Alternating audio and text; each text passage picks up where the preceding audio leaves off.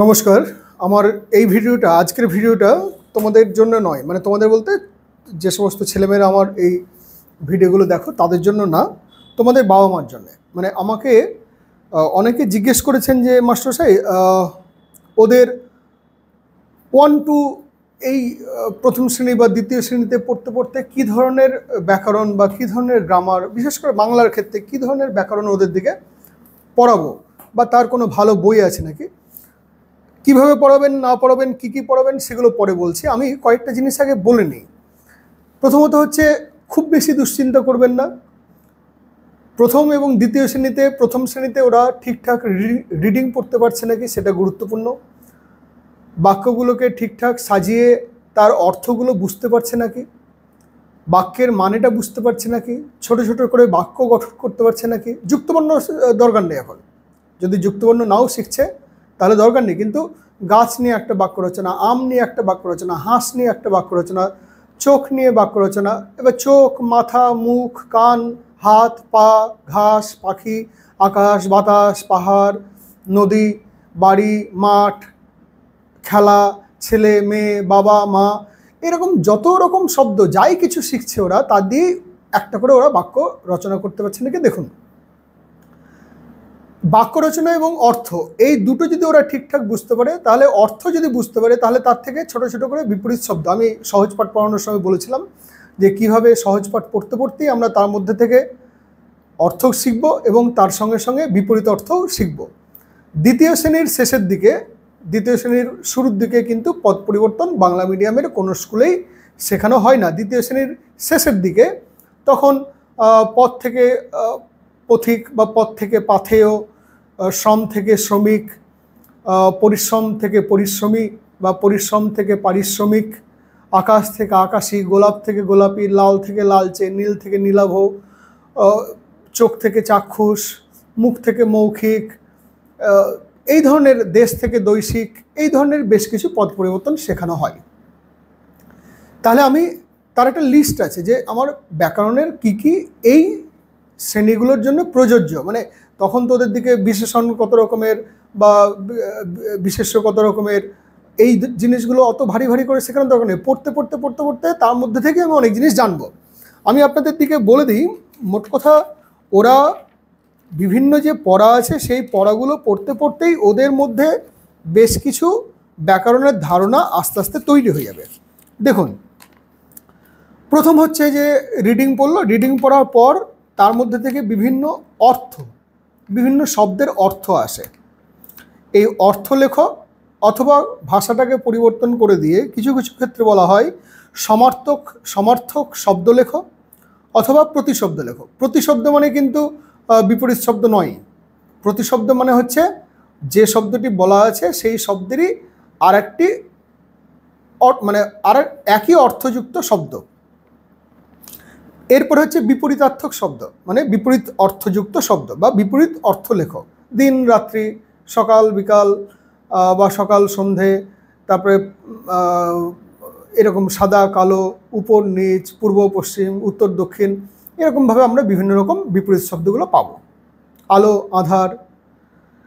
এরপর হচ্ছে সমুচ্চারিত ভিন্ন অর্থের শব্দ, এগুলো ক্লাস 2 এর জন্য। ক্লাস 1 এর ক্ষেত্রে কিন্তু এগুলো একটু কঠিন, ওদের পক্ষে একটু এগুলো কঠিন। যেমন বাড়ি, বাড়ি, বয়াকার বয়শূন্য রয়াসী, বয়াকার ডয়বিন্দ রয়াসী। নীর, নয় দীর্ঘী র, বয়শূন্য র, নয় দীর্ঘী ডয়বিন্দ র। নারী, নয়াকার বয়শূন্য রয় দীর্ঘী, নয়াকার ডয়বিন্দ রয় হর্ষী, বা নয়াকার রয়ে হর্ষী, বয়শূন্য রয় হর্ষী। এইরকমভাবে বিভিন্ন সমুচ্চারিত, প্রায় একই রকম মানে একই রকম উচ্চারণ কিন্তু তার অর্থটা আলাদা, এরকম কিছু শব্দ আসে। দ্বিতীয় শ্রেণীতেই পদ পরিবর্তন আছে, পদ পরিবর্তন সম্বন্ধে আমি আপনাদের দিকে বললাম। এরপরে হচ্ছে এগুলো পড়তে পড়তে বা এগুলো পড়ার আগেই আমরা ছোট ছোট করে বাক্য যখন ওদের দিকে শেখাচ্ছি, যেমন রাম বনে ফুল পাড়ে, তাহলে এখানে কর্তাকে, কর্তা মানে যে কাজ করছে, তাহলে এখানে কাজ কে করছে? রাম বনে ফুল পাড়ে, রাম ফুল পাড়ছে মানে রাম কাজটি করছে, তাহলে রাম হলো কর্তা। কর্তাকে আমরা কি বলবো? কর্তা না বলে উদ্দেশ্য, আর বাকিও সমস্ত অংশটা বিধেয়। মানে বাক্যের যে দুটি প্রধান অংশ, সাবজেক্ট এবং প্রেডিকেট, ইংরেজিতে সাবজেক্ট আর প্রেডিকেট, আর বাংলায় হচ্ছে উদ্দেশ্য এবং বিধেয়। এই উদ্দেশ্য এবং বিধেয়তে ওরা বাক্যটাকে ভাঙতে পারছে নাকি দেখুন। তারপরে হচ্ছে বাক্যের বিভিন্ন পদ, এটা ক্লাস 2 এর ছেলেমেয়েরা অবশ্যই শিখবে। কর্তা কাকে বলে, ক্রিয়া কাকে বলে। একটা বাক্যের মধ্যে ছেলেরা ফুটবল খেলছে, তাহলে এখানে ক্রিয়াপদ কোনটা, বা অ্যাকশন ওয়ার্ডস বা ডুইং ওয়ার্ডস বা ভার্বস, তাহলে একই সঙ্গে বাংলা এবং ইংরেজি আমি জানতে পারবো। তাহলে ক্রিয়াপদ, ক্রিয়াপদের পর বিশেষ্য পদ, বিশেষ্য পদের পর বিশেষণ পদ, বিশেষণের পর অব্যয়। এই ধরনের আমরা বিভিন্ন রকম যে সব বাক্যের যে বিভিন্ন পদ আছে সেই পদগুলোর সম্বন্ধে ওয়াকিবহাল হব। উদ্দেশ্য এবং বিধেয় বাক্য ভাঙা, এটা বললাম একটু আগে। এরপরে হচ্ছে বচন। সাধারণত আমাদের বাংলা মিডিয়াম যে সমস্ত স্কুলগুলো সেগুলোতে বচন, একবচন এবং বহুবচন, এই 2 রকম বচনের প্রচলন আছে। তো একটি মানে একবচন, অনেকগুলি মানে বহুবচন। এবার এটা তো আর এখন 7-8-এ পড়ছে না ওরা। ওরা যদি দেখেন মানে সংখ্যা অনুযায়ী 1 বোঝালে একটি একবচন, আর 1-এর বেশি বোঝালে বহুবচন। এখন ওদের দিকে ওই গাছে গাছে ফল ধরে আছে, এবার ফলের নিচে দাগ দেওয়া আছে নিয়ে ওই ফলটি কি বচন। আমাদের মনে হতে পারে সাধারণ দৃষ্টিতে যে মানে যে 1-এ পড়ছে বা 2-এ পড়ছে, ফল ধরে আছে, ফলগুলি তো আর বলেনি, তাহলে ফল ধরে আছে তার মানে একটি ফলই ধরে আছে, তাহলে ওটা তখন কিন্তু ও একবচন লিখে দেবে। কিন্তু যেহেতু গাছে গাছে সেন্সটা আছে, তার মানে গাছে গাছে ফল ধরে আছে, তার মানে গাছে গাছে ফল ধরে আছে মানে অনেকগুলি ফল ধরে আছে। বাটি ভর্তি মুড়ি বা বাটি ভর্তি রসগোল্লা বা ধামা ধামা চাল বা ধামা ধামা ফল, তাহলে এই ক্ষেত্রে তখন সিঙ্গুলার নাম্বার নয় প্লুরাল নাম্বার বোঝায়। কিন্তু এত কঠিন এখন আসবে না। এখন ওদের দিকে বুড়িটি রাস্তায় হাঁটছে, রাস্তায় অনেকগুলি গাড়ি, তাহলে গাড়ির নিচে দাগ দিলেন। এবার অনেকগুলি যেহেতু আছে তাহলে এটা প্লুরাল হয়ে গেল বা বহুবচন হয়ে গেল। আকাশে পাখিরা উড়ে বেড়ায়, রা শব্দ যোগ করলে, গুলি শব্দ যোগ করলে, গুলোজ শব্দ যোগ করলে, ছেলেগুলো ফুটবল খেলছে বা ছেলের দল ফুটবল খেলছে, এই দল, গুলো, গুলি এইগুলো যদি থাকে তাহলে তখন সেটা বহুবচন হচ্ছে। এইভাবে ওদের দিকে ধীরে ধীরে শেখাতে হবে। এমন নয় যে আমি ব্যাকরণ যা যা কিছু আছে সেগুলো একদিনেই ওদের দিকে সবগুলো শেখাবো। ওরা প্রত্যেকটা দিন একটু একটু করে পড়বে, তার মধ্যে থেকে ওদের দিকে এই জিনিসগুলো একটু জিজ্ঞেস করুন, তাহলে দেখবেন আস্তে আস্তে শিখবে। লিঙ্গ পরিবর্তন, 2-এ লিঙ্গ পরিবর্তন আছে। শিক্ষক শিক্ষিকা বা ছাত্র ছাত্রী, ছেলে মেয়ে, বাবা মা, চাকর চাকরানি, সিংহ সিংহী, বাঘ বাঘিনী, বানান ভুল করে দেয়, বাঘ বাঘিনী, ইনি যোগ হলে ওই মানে হর্ষিকার এবং শেষে দীর্ঘিকার হয়ে যায়। এই পরিবর্তনগুলো ওদের একটু সমস্যা হয়, কিন্তু ধীরে ধীরে সেগুলো হয়ে যায়।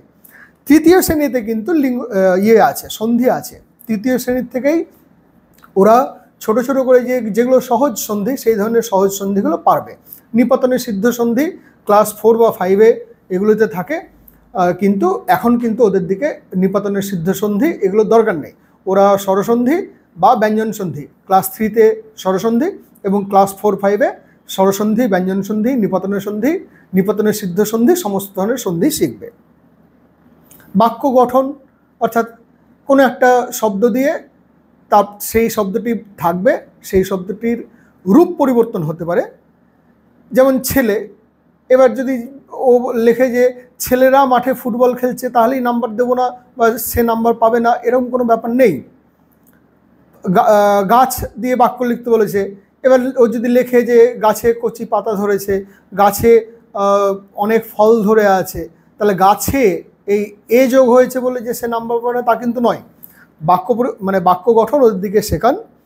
এরপরে হচ্ছে বর্ণ বিশ্লেষণ। বর্ণ বিশ্লেষণ নিয়ে আমি আলাদা করে একটা ক্লাস নেব, মানে আলাদা করে একটা এপিসোড দেব।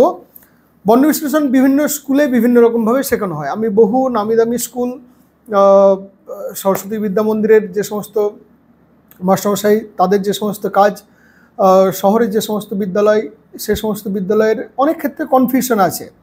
যেমন ধরুন রাম, র যোগ আ যোগ ম, এবার রয়ের হর্ষণ দেয়, আবার কোনো কোনো ক্ষেত্রে রয়ের হর্ষণ দেয় না। তো সব মিলিয়ে এরকম করে ওরা কিন্তু বর্ণ বিশ্লেষণ শিখবে। বাক্য বাড়ানো, বাক্য বাড়ানোটা কী জিনিস?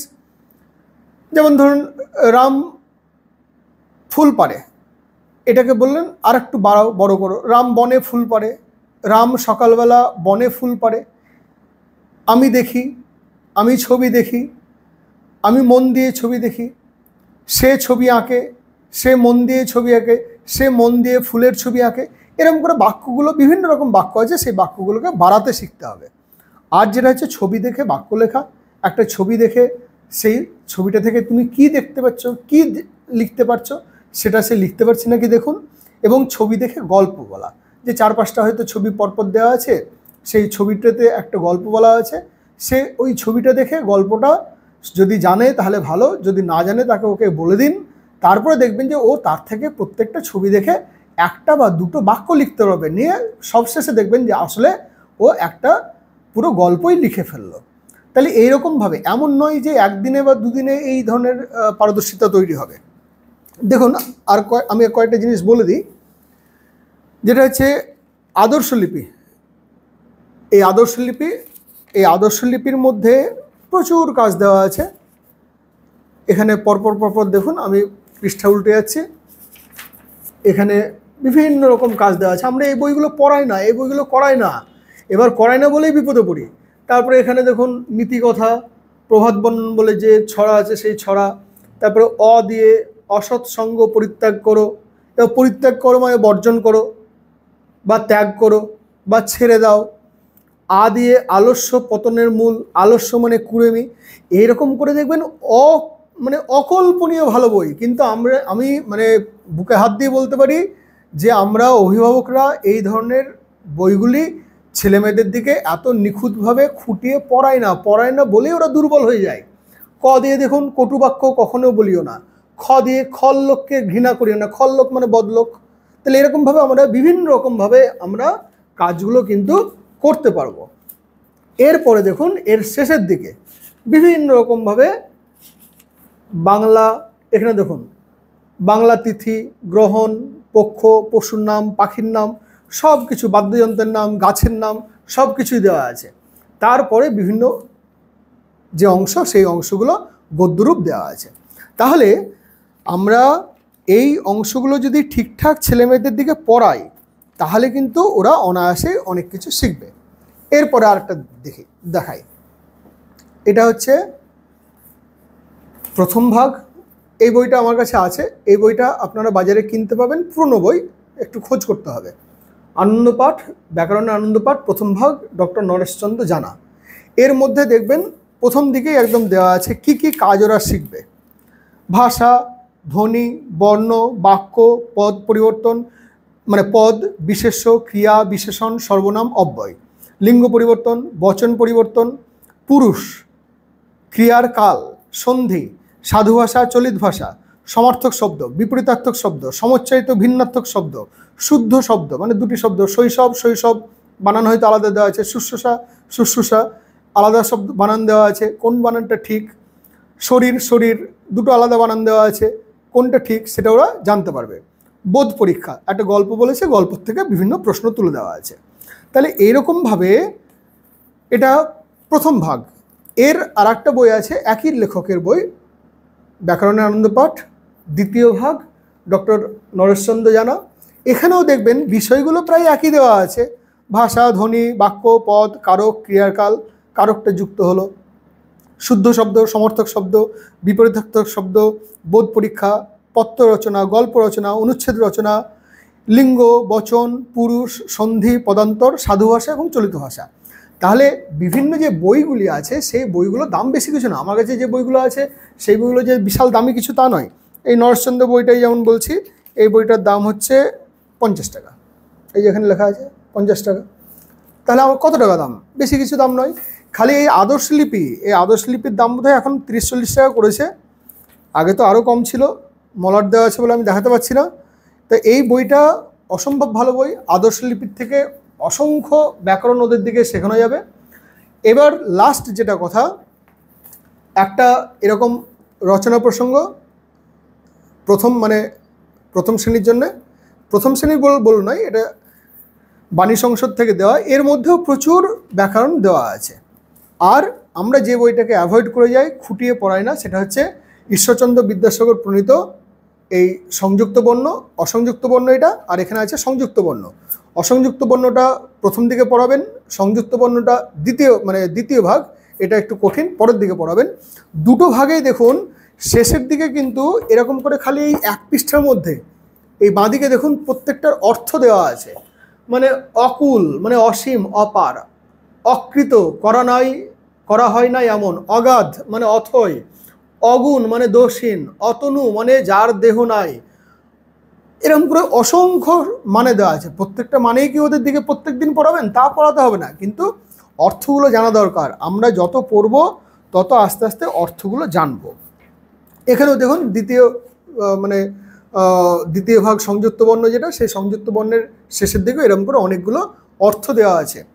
এই সহজ পাঠ তার সঙ্গে সঙ্গে বর্ণ পরিচয়, যদি সংযুক্ত বর্ণ এবং অসংযুক্ত বর্ণ এই দুটি যদি খুব ভালো করে ওদের দিকে পড়ানো হয়, আদর্শ লিপি এই 3টে বই যদি পড়ান, তাহলেই দেখবেন ওদের ব্যাকরণের ক্ষেত্রে খুব বেশি সমস্যা কিছু হচ্ছে না। আর বাদবাকি যে সমস্ত কাজ বিদ্যালয়ের মাস্টারমশাইরা দেখবেন পড়াতেই অনেক কিছু শিখিয়ে দিচ্ছেন, বা আপনিও জানেন এই জিনিসগুলো করাতে হবে। জানলে আপনিও তখন বই পড়াতেই বললেন যে দেখতো ছেলের লিঙ্গ পরিবর্তন কি হবে। এই 5 দিন লিঙ্গ পরিবর্তন শুনলেই কিন্তু এখন ওই ক্লিবলিঙ্গ উভলিঙ্গর জটিলতার দিকে যাবেন না। এখন খালি ওদের দিকে পুংলিঙ্গ আর স্ত্রীলিঙ্গ এই জিনিসটা বোঝান। একবচন আর দ্বিবচন ওই খুব জটিল করে যদি বোঝাতে যায় তাহলে কিন্তু অসুবিধে। ওদের দিকে এখন গুলি বা টা এটা যদি থাকে বা একটা বোঝালেই তখন আমাদের সেটা একবচন, আর যদি অনেকগুলি থাকে তাহলে তখন সেটি বহুবচন। এরকম সহজ করে বোঝান, দুশ্চিন্তা করবেন না, লেগে থাকুন ওদের সঙ্গে, পড়ার সময় বসে থাকুন। বিদ্যালয়ের কাজ যেটুকু করছে সেটুকুর বাইরেও ওদের দিকে পড়তে দিন, ওদের দিকে কিছু করে বাচ্চাদের গল্প বই কিনে দিন। আমি যেমন, আমার কাছে প্রচুর গল্প বই আছে বাচ্চাদের। কোন বইগুলো কিনে দিলে ভালো হয় আপনাদের আমার থেকেও হয়তো বেশি ধারণা আছে। বিভিন্ন ফকটেলস এবং ফেবেলস, ঈশপের গল্প, বা বিক্রমাদিত্য, বেতাল এবং বিক্রমাদিত্যের যে গল্পের বই, বেতাল পঞ্চবিংশতি, এই ধরনের বইগুলি, ঠাকুমার ঝুলি বা সন্দেশ, টুয়ে যদি আপনার ছেলে মেয়ে পড়ছে তাহলে সন্দেশ এই বইটি ওদের দিকে কিনে দিতে পারেন। তার মধ্যে থেকে ওরা দেখবেন ছবি দেখছে, ছবি আঁকছে, রং করছে, গল্প বই পড়তেই ওরা অনেক সময় অনেক কিছু শিখে যাবে। আজকে এ পর্যন্তই।